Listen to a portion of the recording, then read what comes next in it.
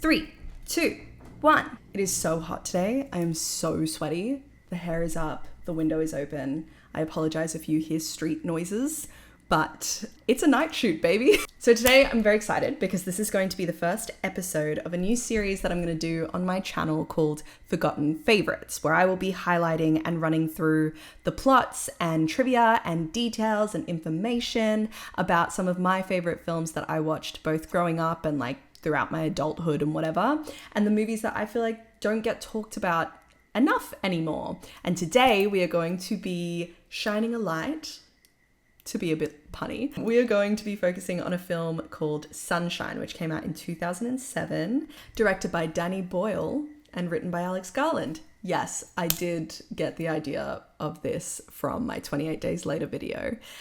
Sunshine is one of those movies, the first time I watched it, I was too young. I was way too young to properly know or be able to process it or anything, but there were these key scenes that stuck in my brain that stayed with me all throughout my like teenage life. And then one day, I think it was playing either on TV or I saw it on streaming and I was like, oh my God, is that Sunshine? Because I'd been looking for the movie that I remembered these scenes from and I couldn't find it.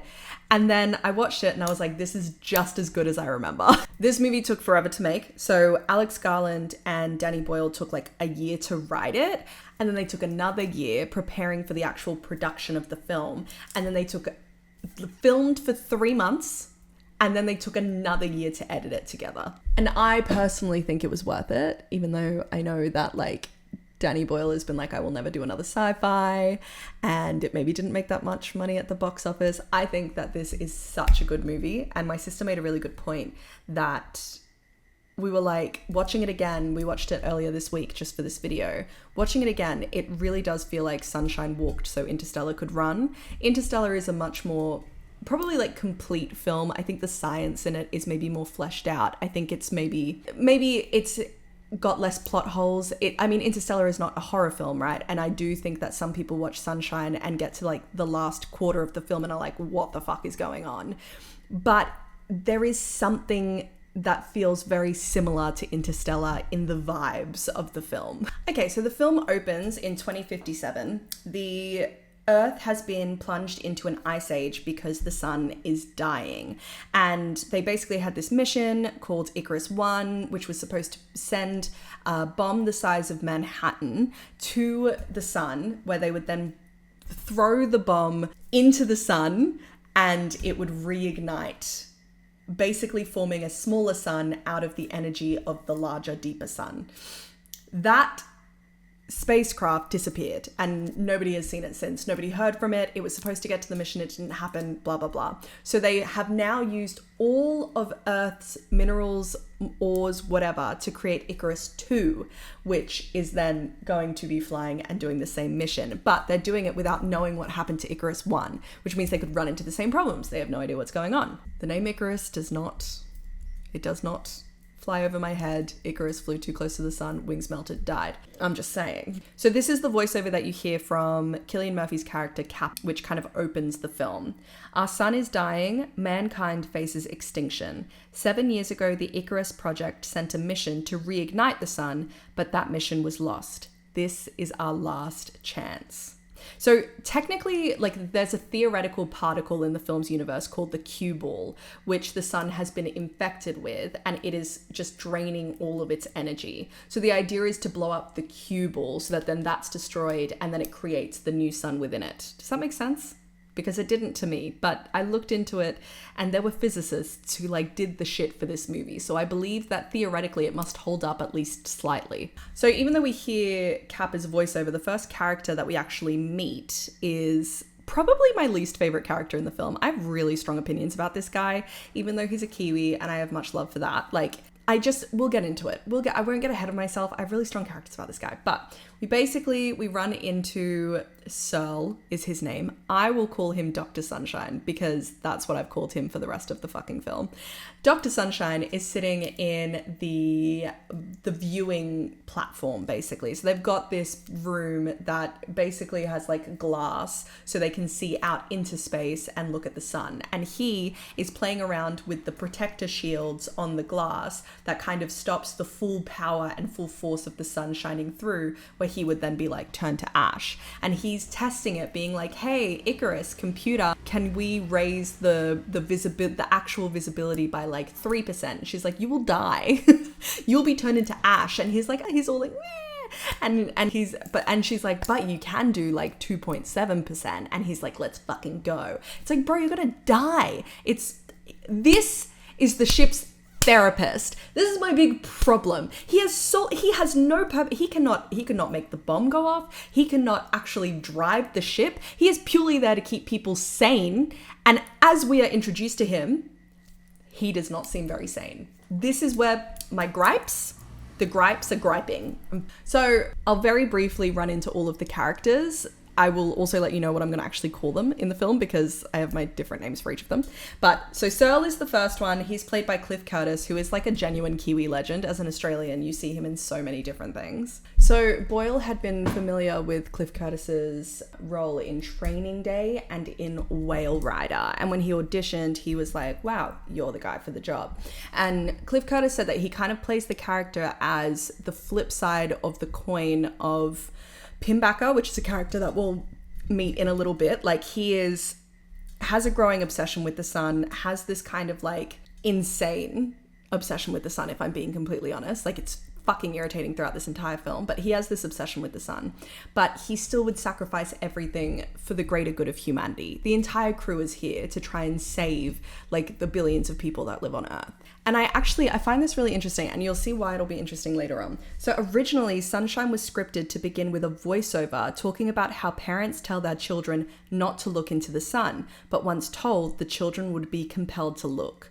Boyle described the sun as a godlike personality in the film, creating a psychological dimension for the astronauts due to its scale and power. Hold on to that thought because we will circle back. So that's Cliff Curtis. Famously, Cillian Murphy. This is his second film with Danny Boyle. Previously had starred in 28 Days Later. So Cillian Murphy is the lead of our film. He plays a character called Kappa. And Kappa is the physicist who has developed the bomb. So he's the physicist who's actually designed the bomb and is the only person on board who can make it go boom. So he's kind of literally the most important person on the entire ship, which you can see him bear the entire brunt of that throughout a lot of the film. So Cillian Murphy actually shadowed Brian Cox, which if you've ever watched any like British game show quiz shows, you would know him because he's like quite a famous physicist in the UK, and Cillian Murphy shadowed him for a couple of months whilst he was doing his physicist duties in CERN and all these kind of things to start to understand the mannerisms of physicists and also the way that they process the information in terms of like the weight of the world being on his shoulders as well. He also, I didn't look further into this, but I did note it down as something interesting. Cillian Murphy has said that his experience filming Sunshine moved him from being agnostic to atheist. So he lost any belief in anything. I think he spent maybe a little bit too much time around those science bros and he was like, no bueno, it's all dark space out there. It's all, nothing matters. This is existentialist as fuck. We are just on a hurtling ball going through space. So then we have Michelle Yeoh. Michelle Yeoh in probably my like earliest film that I've seen her in Western wise. And she plays a character called Corazon, who is a gardener, obviously like a scientific gardener, whatever the term of that is, herbologist or something like that. She is the scientific gardener who tends to the oxygen garden on board, and that's basically just like a really big garden full of leaves and stuff where they harvest the oxygen so that then the crew and the ship has enough oxygen to make it to the sun and make it back home. Something really cool that I found out was that Danny Boyle was so impressed by Michelle Yeoh's audition that he said, choose any character in the film and you can play it. And initially he was trying to get her to play the captain of the ship, and she was like, no, I'm not ready for that. I want to play Corazon. And she built like quite a strong connection to the character's spiritual side and how she, on this like, you know, obviously this spaceship is hurtling through the ether to try and make it to the sun in time to save humanity, but it's carrying a giant death machine bomb and everything is trying to kill them constantly, and she looks after the one thing that's keeping them alive. And I think that that's really cool. And also like badass Michelle Yeoh, she could have been fucking anybody. Then we have the character Mace, played by Chris Evans. Now this is probably my favorite character in the film, which is potentially controversial because he is definitely played as like a dickhead, but he seems to be the only person who is actually taking everything seriously. He's not just like running around deciding that, no, I don't want to hurt this person, I don't want to do that. It's like, no, if we don't succeed, the entire world dies and all humanity goes, we're the last of humanity and we're floating out in space and we're gonna die too. So we've got to fucking really look at what's important here and make some tough decisions. I also find it crazy that like, we'll get into it, but like when these kinds of things start to come up and they're like, no, I don't want to do that. And he's like, hey, the world's gonna end, that they treat him as the bad guy, even though you would assume that this group of people would be psychologically trained to make tough decisions. And then we've got Rose Byrne, Queen. Rose Byrne plays Cassie, and I believe she like pilots the ship or something. She always seems to be driving it or like talking to Icarus's AI.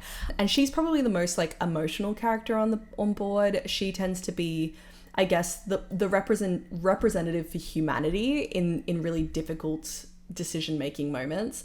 It does come across as annoying half the time, but she's a very likable character as well. But like, you do kind of want to hit her in the head and be like, bitch, we've got to do some tough things. Why did you say yes to coming? If you can't make these tough decisions, go home. We're getting there. This crew, you'll stick with me. It's important to start talking about them now so that you get like a brief understanding of who they all are and their roles, because whilst the film does kind of sort of delve into what they actually do on the ship, it's not something that's talked about plot-wise. So if we get this out of the way now, then you can file it away in your brain and be like, oh, I know, okay, that makes sense, kind of vibes. So the next character we've got is another very good one, Kaneda. He is the captain of the ship, and he is played by Hiroyuki Sanada, who, if you have been watching The Last Shogun, yeah, he's fucking... It's such a good show, and he is such a good fucking actor. And I've seen him in so many things growing up, but this, I think, was like the first time I saw him in a Western film, and he is a fucking hot. He is a good looking guy. I was shook because I've only known him as like an ancient dude. And so seeing him a bit younger, be like, I was like, and this was actually only his second ever English speaking role, which I don't think you would really be able to tell, to be honest. Like, his English is amazing in the film. So then we've got the character Trey, who's played by Benedict Wong, who I personally know from the Marvel Cinematic Universe as like Doctor Strange's bestie. He plays I think he plays the ship's captain, because he like is the one who calculates the trajectory of them going to the sun and stuff. So maybe he's not the captain, sorry. I think maybe he's like the pilot, like the navigation guy. I also found this I don't know if this is true. This sounds so random. I found this fact that apparently the character of Trey is recruited into the space program so his genius could be applied more beneficially after, when he was a child, he created a computer virus that brought down 1/6 of the world's computers. None of this is in the film. It sounds like it's just like somebody having fun in the IMDb trivia, and now it's been taken and run with on a bunch of different article website blogs about the film. I might be wrong though, so if you know something I don't, please put it down in the comments, let me know. Is Trey a child genius? Then we have my least favorite character in the film.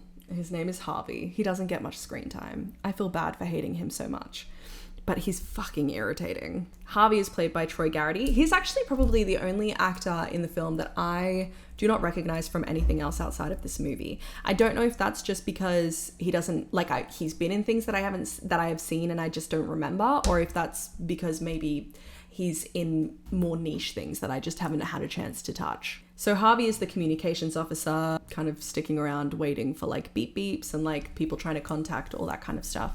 And we'll have words about Harvey later on, but for now that's all you need to know. So the actors all were actually forced in the preparation for the filming to live together. Not forced like as in they were like trapped inside, but they all lived together so that they would develop stronger bonds and stronger feelings and be able to more effectively kind of translate the feeling of being on a crew where you only see 7 people for years. Like, this is not one of those space movies that has like hyperspace deep sleep alien style shit. This is like, you're awake and we're going on a 7-year mission, like that kind of shit. Boyle also chose to have the cast be international because, like, obviously it makes a lot of sense to, if the world is ending, that it would be a global effort to try and send Icarus up to the sun. It wouldn't just be America being like, yeah, America, we're gonna go save the universe. Like, no, it would be a global effort. And he initially was going to include India and Brazil in that as well, because he like looked at the countries that have the largest / most like well-funded space programs that would most realistically be involved in this kind of mission. And India and Brazil were involved as well as China and Japan.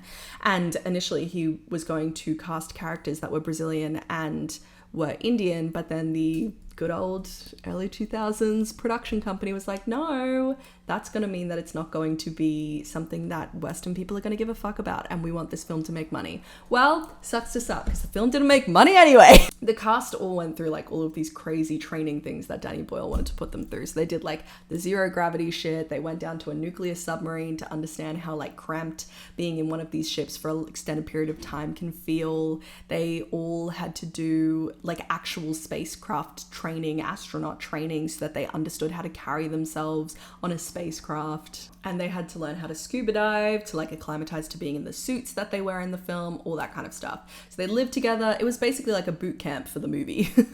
So back to the story. Now that we know all the characters, we're introduced to all of them through different scenes of them doing their jobs, doing blah, blah, blah.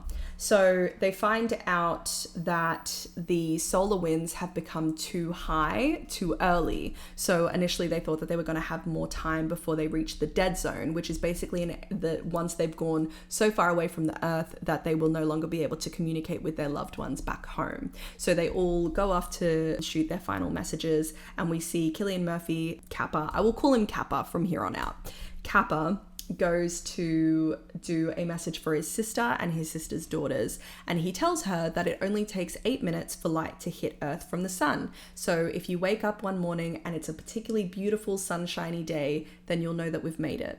And they do kind of allude at the end of the film-ish. They do allude that there is like an actual time and an actual set like estimated time of day / date that they are supposed to complete the mission. So she's hanging out for that moment to see if the sun is shining brightly, and that will mean that they will have succeeded. We also see, whilst Kappa is recording his message, that the captain is kind of still preoccupied with why Icarus 1 failed, because he's really like stressed that whatever happened to them is also going to happen to him. But for now we just get like a brief conversation scene about it, and then we move back to Cillian Murphy being attacked by Mace, because it sucks. It's awful. I can't say that I wouldn't do the same fucking thing. Because Cillian Murphy went over, and he didn't know how long they had. Nobody knew how long they had before they went dead. But basically, he went before Mace, and unfortunately, they went into the high wind zone early, and so Mace didn't get a chance to actually send a goodbye message. I cannot say I wouldn't like fight that man as well, but it's also definitely not his fault. He had no idea. And he's just like, I should have let you go first. But like, how is he to know? He thought that everybody had enough time, you know? But they're kind of already establishing Mace as this hot-headed character and starting to establish the tension between the two of them, which is like, for the first 3/4 of the film, is the main tension on the ship, is the tension between Mace and Kappa. So because he instigated this fight, Chris is sent to a therapy session with Dr. fucking Sunshine, and Dr. Sunshine prescribes him 3 hours in this like Earth simulation room where they can go and stand inside and basically experience a moment on Earth, and it kind of like reminds them of what they're fighting for and gives them a glimpse of a memory back home, kind of gives them a bit of a break from the spaceship that they're on. We cut back to Captain Hinata. He is watching the old logs of the captain from Icarus 1 before they lost contact, and trying to figure out, yet again, why did it break down? What happened? Kaneda, not Hinata, my bad. Kaneda. So then they get an alert, and the crew all gather in the viewing deck to watch as Mercury goes past the sun. Basically, they're passing Mercury, and they're going to do a slingshot around Mercury to then get closer to the sun for their final big boom moment. And I believe it probably would be, considering how much due diligence they did on this film, but if Mercury is that close to the sun, that is a crispy fucking planet. I had no idea. I think because when you look at like the the solar system on like a year 7 fucking like model, everything seems like equally like, yep.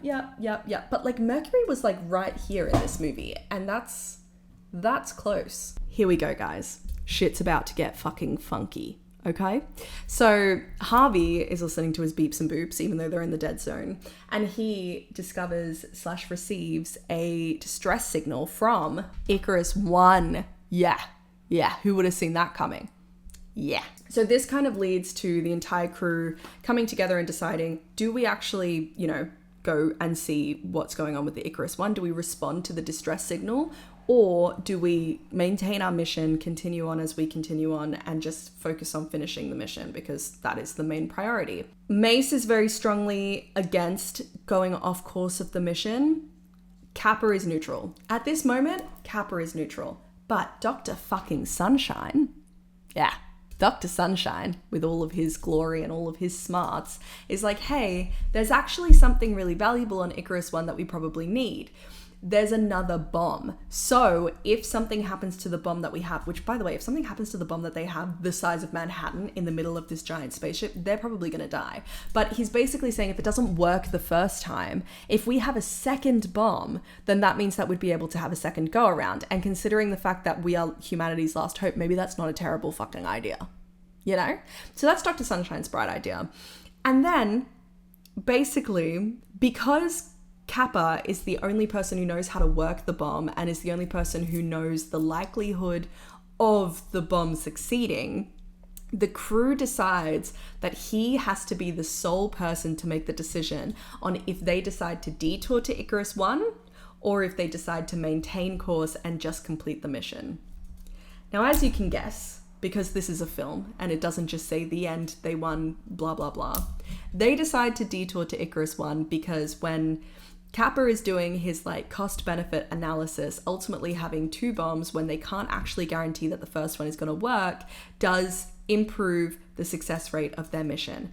Kappa does not know anything else about what's going on. He is doing purely that decision.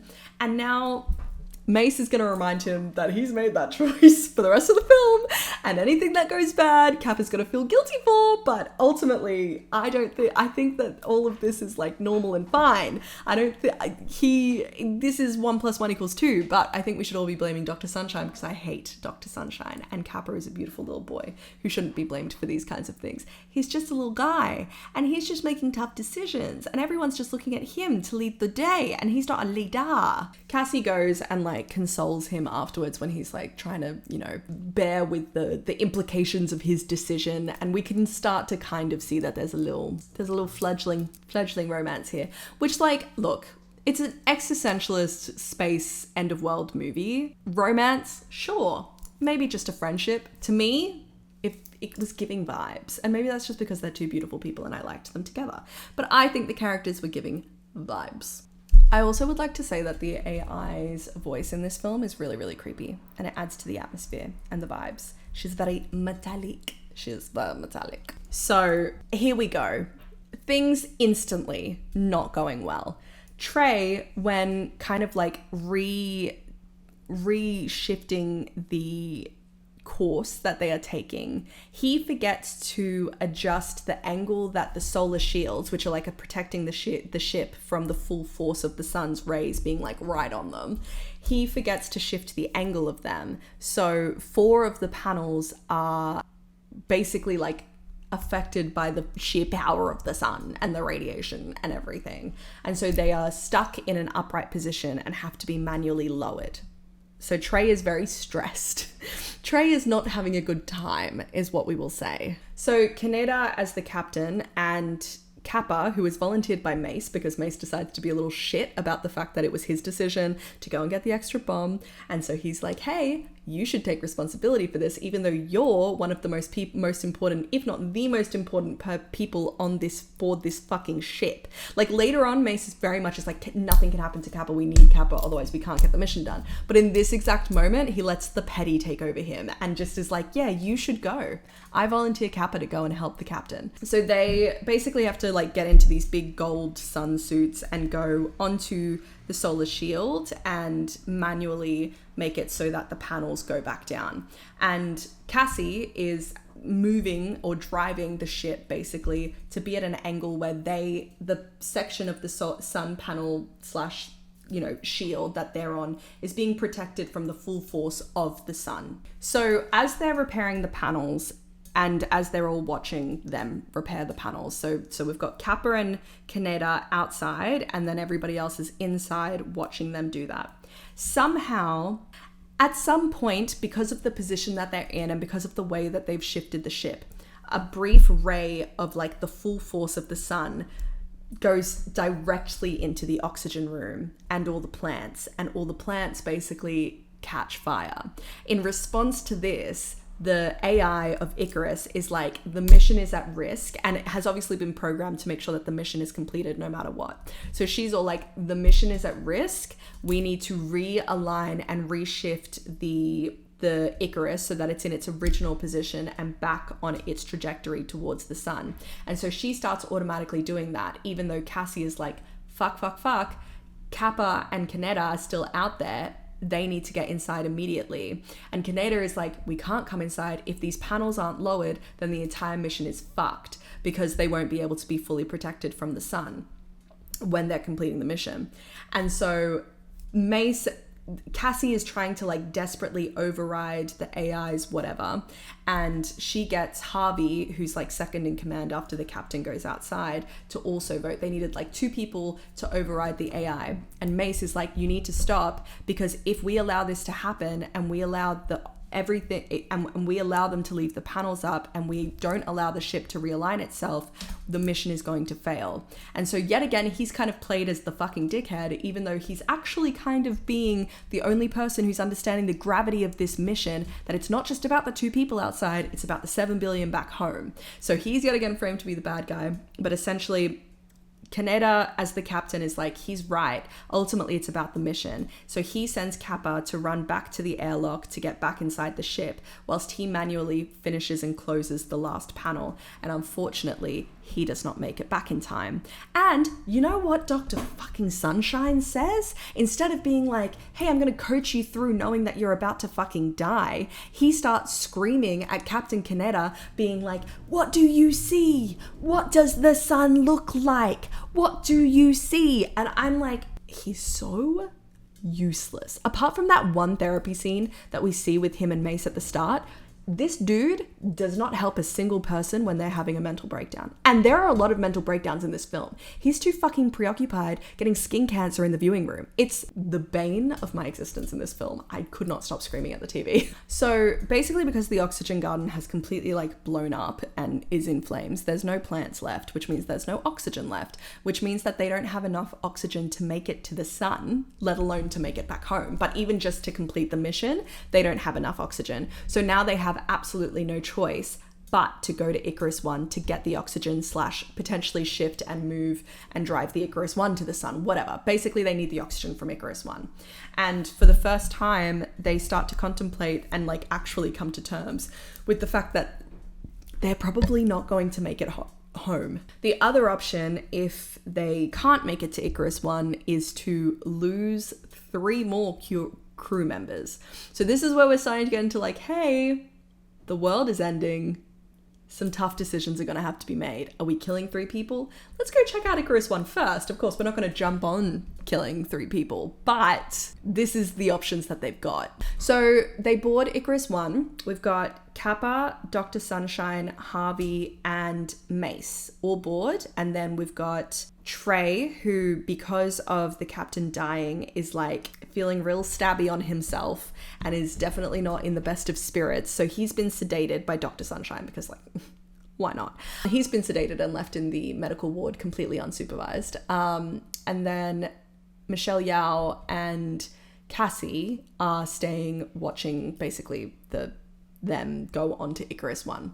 So the 4 guys go on to Icarus 1. It's completely intact. Everything is working, but it's covered in this really thick layer of dust. And this is the first time that we see this really creepy film, like effect / technique that Danny Boyle does here, where they're using flashlights to go throughout the ship because they haven't turned the lights on yet. And every time the flashlight swings past the camera, you get a flash of an image of the crew of Icarus One. And it's like split second, like it's so fast. The first time I saw it, I was like, oh my God, did you see that? And my sister was like, what? Did I see what? And I was like, I could have sworn I saw something. And then we went back and she was like, oh my God. It was so creepy. So fucking creepy. And when we see what happened to the crew of Icarus One, you can kind of understand why Danny Boyle's done it, because it's like juxtaposition of them as like the happy, alive crew and then what they end up becoming. So they all split up. Harvey goes to check out the oxygen garden. Mace goes to check out the mainframe. Kappa goes to check on the bomb. And Dr. Sunshine just fucking around, as per usual. So Harvey, he gets to the oxygen garden and it is like 7 years of unchecked growth, just like completely overgrown, hella oxygen in this ship. So yay, big celebration. This is also when you start to kind of see Harvey kind of seems like he really wants to live, but like not in a way where you're like, yeah, everybody wants to live. In a way that's like, oh, you might want to live more than you want to save the earth kind of vibes.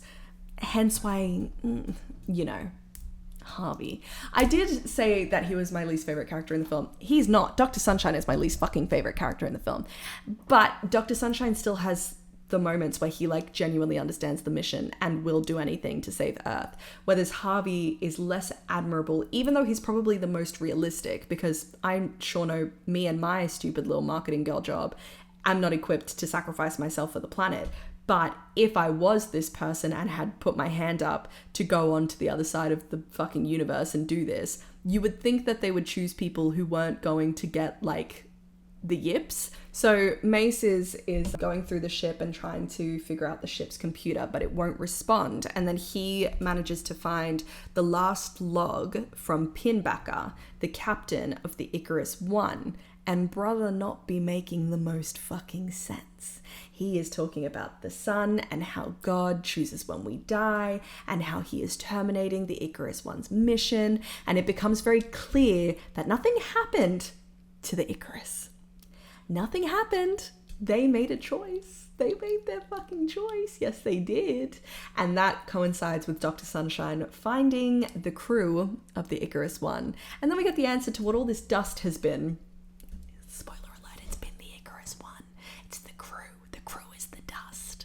So he goes into the observation viewing room and they have obviously opened it to like maximum capacity and been burned alive into stardust by the fucking sunlight. Dr. Sunshine's like, whoa, I want a bit of that, actually. Me crispy. I love that. Like he genuinely... At this point in the film, I haven't talked about every single time he's been going into the fucking viewing room and being like, sun me, let me get a tan. Like he literally, his skin is peeling off his face. He has goggle tan from him looking at the fucking sun. People are having mental breakdowns in the ship. He's in the solarium. Anyway, don't piss me off. Yes, that was a Mike's Mike reference. So basically, Pinbacker has like completely succumbed to religious mania. He's gone full frou-frou and believes that Earth was not supposed to survive. So he has basically like sabotaged the mission. And you're kind of like, that's no good. Where's he? Because that's a bit spooky. And you see when watching the last Captain log, this is when the beginning of Pinbacker and the way that Danny Boyle films Pinbacker begins. We never get a clear shot of Pinbacker. He is always shown in this distorted, very quick clips, like you only see little fragments of his burned skin because he has been chilling in the observation room and he's been doing worse than Dr. Sunshine. So he is literally just one gigantic like burn victim. That's where he's at, and he's barely recognizable as a human, and he's spewing all of this religious mania. So Mace is obviously like, that's not good. Maybe we shouldn't take this ship. That's no bueno. And it turns out that the ship is not working anyway. So even if they wanted to take the oxygen, they fucking couldn't. It wouldn't be possible. So then a malfunction happens. They don't know what happens, but somehow, yet again, when Cassie's at the helm, so really it could be her fault, the Icarus 2 undocks from Icarus 1, basically blowing the airlock of Icarus 1 open, so they no longer have a pipeline or a connection to the Icarus 2. This is now the moment that Harvey's arc of being a little shit kind of comes to fruition. With Kaneda dying, Harvey technically is the captain now.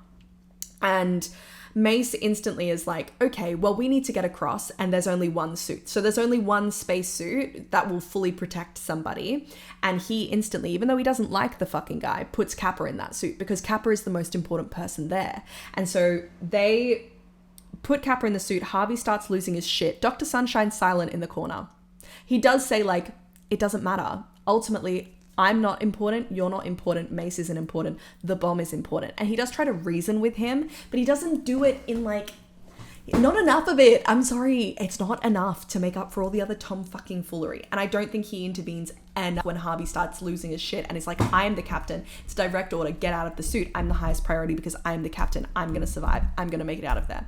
So Mace, yet again, has to solve all the fucking problems, is the only one who's thinking of the mission. He's like, don't even worry about it. I've got you. What we're going to do, we're going to rip out all the insulation from inside this little like room that we're in. And we're going to wrap it around ourselves. We're going to hold on to Kappa in the actual space chute and we're going to jump straight into the Icarus 2. It's a far-fetched plan, but it is what it is. Unfortunately, Dr. Sunshine discovers that they have to have somebody stay on board to manually open the airlock, otherwise it's not going to work. So he, as like the lowest priority person on ship, because he is the world's worst therapist, and his only purpose there is to stop people from going insane, and everybody's going insane anyway, he is the person that ends up having to stay back. And so he stays on the Icarus 2. He manually does the thing, they shoot out into space, Harvey, surprise, surprise, loses his grip, bangs into something, and we watch him in a very kind of grotesque manner fly out into space and freeze, basically. And Mace almost does the same. Sorry, my eyes are really itchy. Fucking allergy season, man. Ugh. Mace does kind of do the same, but Kappa is able to grab him and throw him into the airlock and then go in himself. But when he goes to try and see where Harvey went, he went like way out. Like there was no saving him. He was frozen to death, done, gone. And so bye-bye Harvey. You were kind of useless anyway. But moral of the story is Mace and Kappa survive, but Dr. Sunshine left on Icarus 1, Harvey gone out into space. So as the Icarus 2 is leaving Icarus 1 without all their things and whatever, basically a useless detour to be honest, which is why Kappa's feeling guilty and Mace is feeling blamey. Dr. Sunshine's like, oh, don't even worry about it. This is exactly what I wanted to happen. You know what he does? He goes and sits with his pals in the fucking viewing platform and opens the thing to 100%. So he can see the full beauty of the sun and full obsession with the sun. And he gets eviscerated into ash. He died doing what he loved. What can I say? Fucking idiot. So once they get back on board the ship, they find out from Cassie and from Michelle Yeoh that the airlock was uncoupled manually. So it had to have been someone on the Icarus 2 who did it. And both Cassie and Michelle Yeoh were in like the pilot seat. So they weren't around to do it. So the only option is Trey. But Trey has been sedated in old mate fucking medical room. But nobody has been looking at him. So has he been sedated? What's he been doing? But the whole thing is that his character has been so like heavily burdened with the guilt of the captain dying and everything that's happened after he miscalculated the solar shields that he wouldn't want to jeopardize the mission anymore. So they're kind of like question mark, what the fuck's going on, what's happening. But the other side of that is that Trey is very much feeling stabby towards himself right now, and they only need to lose one more person before they've got enough oxygen on board to have the exact 4 people make it to the payload and be able to deliver it and the thing blow up. So now they're like, okay, if Trey dies, mission success. So we've got to weigh it up. And so they say that they have to do a unanimous vote. And all 3, Kappa, Mace, and Michelle Yeoh, are like, he gotta go. And Cassie, she's like, I can't do it. And Mace is like, sorry, bitch, we're doing it anyway. I know I said unanimous, but I lied. That's what I did. Yes, I did. I lied to you. But also like, Cassie, buck up. Like, what are we doing? This is the people. Like, what, you don't want to kill one person over a billion? And she does say, to her credit, she does say in the film, she's like, do you want me? I understand the logic. I understand the moral implications of what I'm talking about. You're asking me to go one man against the entire population of the earth, but you cannot have my vote. Which I'm like, sure, you might be aware, but you're still doing it. So doesn't that make it worse? But hey, who am I? Who am I? I don't know what I would do in this scene. I don't know what I would do in this situation. I would probably not be on board. I would be back at home with Cillian Murphy's sister, being like, wow, it's cold, brr. So Mace, being the absolute fucking gun that he is, honestly, A-grade character. He's like, I'm not going to bitch out of this though. If we're going to kill Trey, I'm happy to be the person to do it because I know that this is going to be really tough on anybody. And if I'm going to advocate for it, then that means that I need to have the balls to kind of like come up behind it and actually do it. So he goes to the medical room. Lo and behold, Trey has already unalived himself in the Earth simulation room. So at least he, I guess, died whilst looking at something very beautiful, but he has unfortunately already died. Mace, for some reason, like he calls everybody into the room. It's like, everybody get here. And then they're all like, oh my God, that's so sad. Even though they were going to kill him anyway. And then he turns to Kappa and is like, this is all your fault. And it's like, bruh, he killed himself. Like, what are we talking about? And also like, yeah, sure, Kappa said to do it, but you could also say that it was Trey's fault. He's literally got one job, and his one job is to alter, if he needs to, the trajectory of the ship if something happens. The AI is there to course the course, but he's supposed to be the one who's manually doing the numbers so that then if something happens, they can adjust, they can shift, they can be agile. And he doesn't he does it one time and he fucks up. Like, I'm sorry, but Trey, you are guilty. But also, I'm not saying that means he should have lived himself. I'm just saying that if Mace is going to blame Kappa, he may as well blame the captain, because the captain was the person who told Kappa to make the decision. He may as well blame Dr. Sunshine, but Dr. Sunshine's been eviscerated. And he may as well blame Trey, because Trey was the person who made the mistake. Anyway, I digress. I love Mace, but he's wrong, is what I'll say. They get into fisticuffs and Michelle Yeoh's like such a badass. She's like, guys, we need to conserve our fucking oxygen. Stop being children. I'm like, boss bitch. Literally the two women just look at them like idiots. So Kappa like periodically goes and checks out the payload, like the big bomb guy, and just makes sure that everything's working well. So whilst he goes down to do that, to get away from everybody and Mace and everything, the Icarus AI is like, yo bro, you're dying. And he's like, what do you mean? And she's like, you don't have enough oxygen to make it to the payload delivery. And he's like, but we do. There's only 4 of us. And we did the calculations and it said that if 4 of us. And she's like, hey, bitch, there's 5 on board. And he's like, wait, what do you mean? Everybody's dead. And she's like, there's 5 on board. And he's like, who's the 5th person? And she's like, cannot identify. And he's like, well, hey. He asks, so where's old mate, 5th member? And she's like, in the viewing platform, because of course. He goes to the viewing platform, doesn't tell anybody what Icarus has just told him. Big mistake. I'm sorry, but big mistake. Who is like, oh, there's a mystery 5th person on board and doesn't tell the crew? Not me. I would tell them. That's for fucking sure. He gets to the viewing platform, lo and behold, it's Pinbacker. Quay. So Quay. At no point in the film are they like, why is there a distress signal? If they purposefully blew up the sun, or whatever, if they purposefully didn't make the mission succeed, why are they distressed? They should be calm. They should be happy. Why are they distressed? Why are they sending a distress signal? If they have gotten exactly what they wanted out of this situation and the sun no-go boom and everybody on Earth dies, then why are they distressed? Is it maybe because Pinbacker somehow managed on their little sonar programs, whatever, to see that there was another ship coming to do the mission? And he was like, oh, no. The Earth will die if it's the last thing that I do. It's just these things. I'm like, guys, I know you're preoccupied with saving the world, but like, let's think a little bit. 1 + 1 = 2. You know what I mean? So Pinbacker's alive. Kappa goes into the viewing room. Pinbacker starts fucking talking about God and how is he going to be the last man on alive in the entire universe and all this kind of shit. He's a slimy motherfucker. And the effects that they use are like, it's almost like the tape, the actual film of the movie has been burned. So it's like every time he comes on camera, it starts fizzing and the sound goes out of whack. And he just becomes like, it's kind of like in, no, completely gone. That's completely gone. But basically it's all distorted. You can't see him. You can hear his voice, but you can't see him. You can just catch little glimpses of him. But the rest of the characters you can see. Previously, when we saw Trey in the hospital room, we saw that there was a scalpel that was missing. And this is the moment that pays off, because after Pinbacker is finished spreading the divine word, he attacks Kappa and stabs him. Kappa manages to escape and run away into the airlock of the Icarus 2, but then he gets locked in by Pinbacker, and he hasn't told anybody that Pinbacker is on board. So all the rest of the crew members are going about their merry business. He's locked in the airlock, can't get out. It's soundproof, and he can't tell anybody what the fuck's happened. Big physicist's brain. Well done.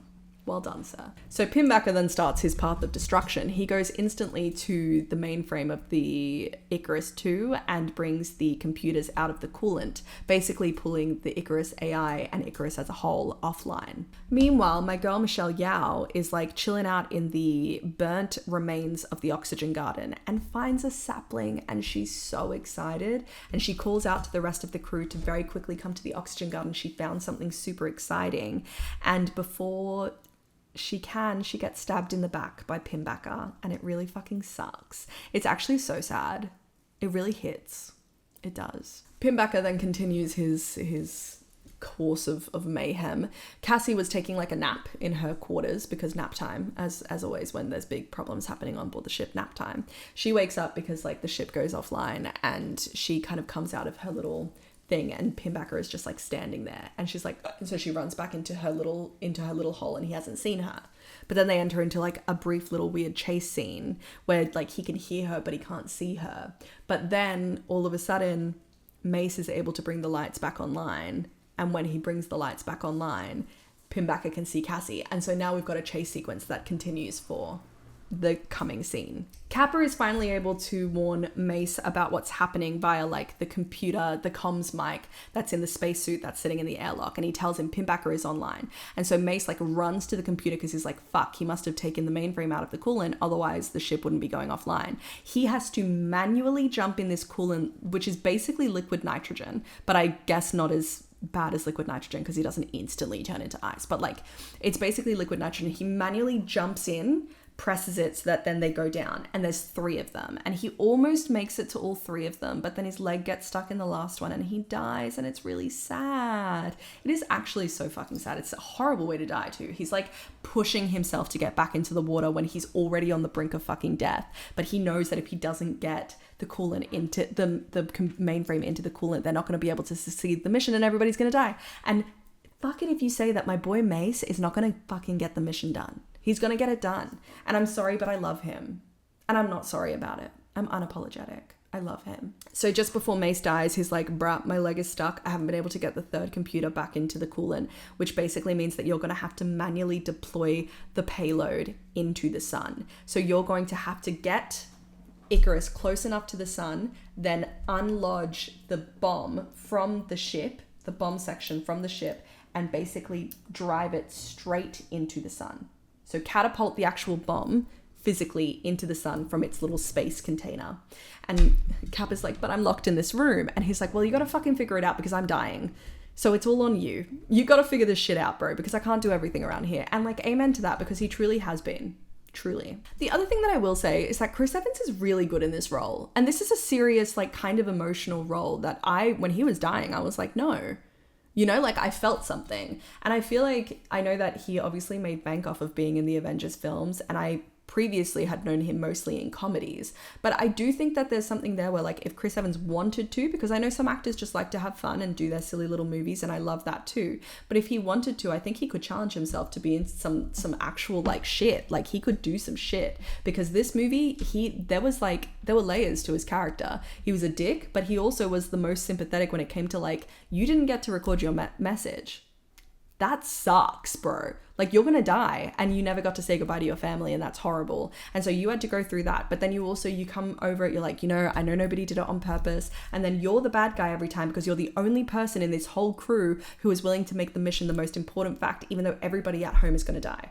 Like he manages to play this character with layers, and I just think it would be interesting to see Chris Evans take something a little bit more like challenging, because I love him in his comedy films, but I also now have proof that he can do more, and I think that he would be good at it if he decided to do it. But also if you don't want to, that's okay too.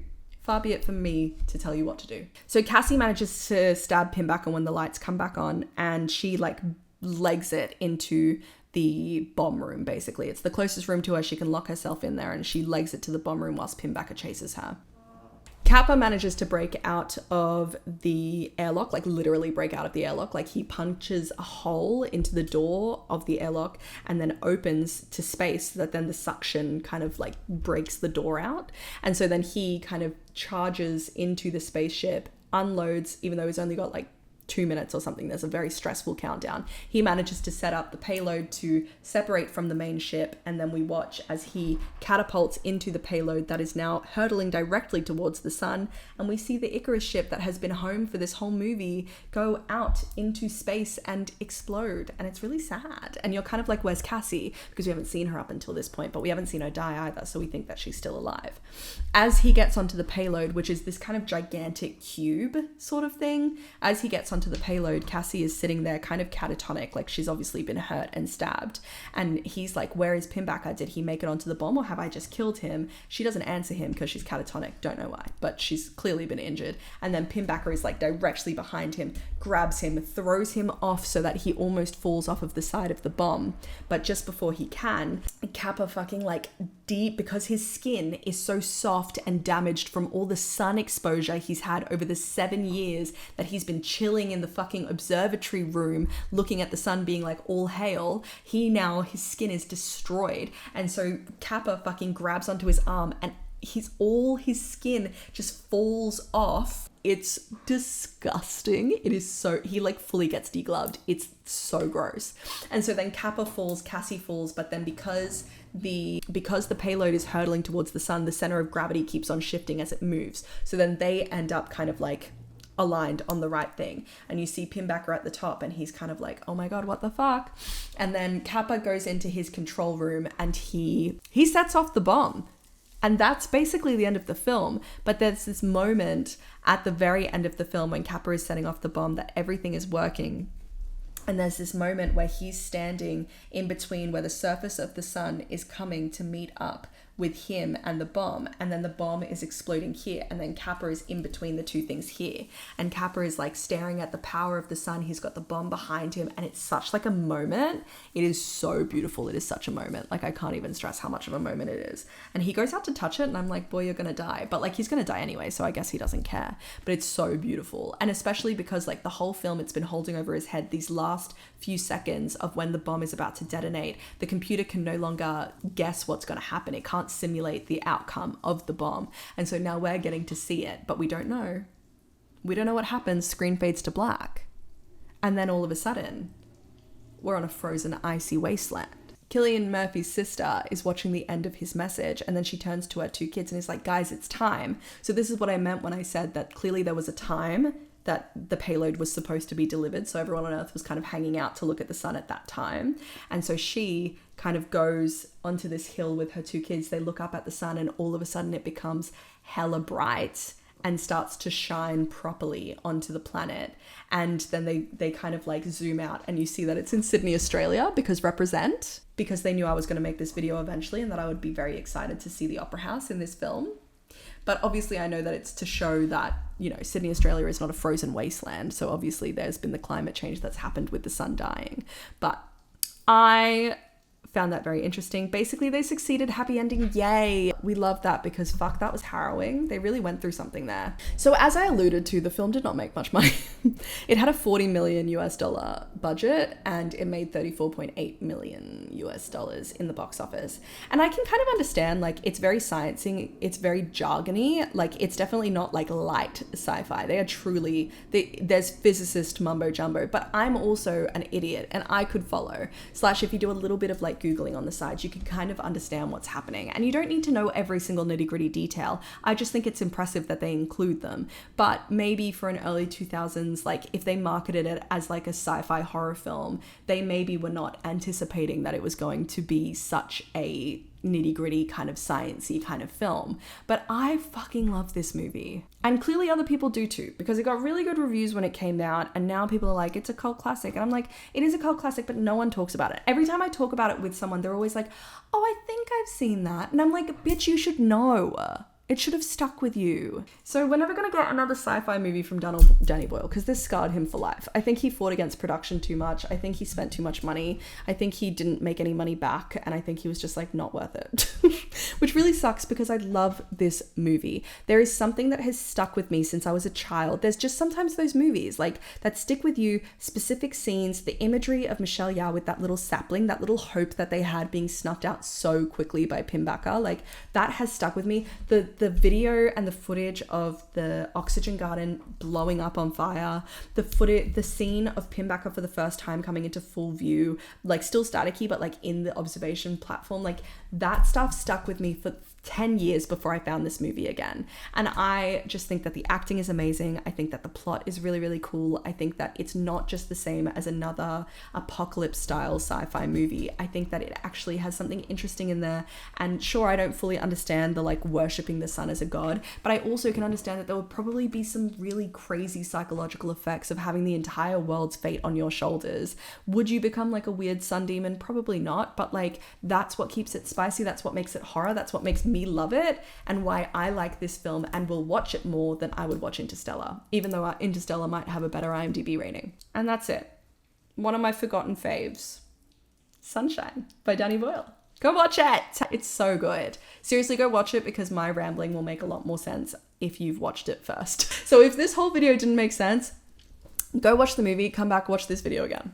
It'll make sense then. But thank you so much for watching, guys. I hope you enjoyed this. This was a bit of like a rambly film recap, but it's kind of my favorite video to make because I love talking about films and I love diving deep into a film. If you guys really liked this, I would love to do more forgotten favorites. Please leave your suggestions for other forgotten favorites that I can do down below, because maybe one of yours will be one of mine.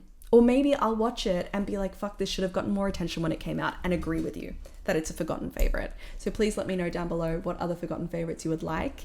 If you like this video, feel free to give it a like. Feel free to subscribe to the channel if you like what I do here. I've got a bunch of other videos that you'll probably like too. I also have started posting more on my TikTok account, just like kind of updating and reacting to things, horror news that comes in, or like if I have little thoughts and feelings, or if I go and see a movie and I've got a quick review. It's more like my quick snapshot thoughts as opposed to like proper sit down video stuff. But I do also post clips from my videos too, so go and follow that because it's got some stuff on there too. And I have nothing else to say. Thank you so much, guys, and I will see you in the next video.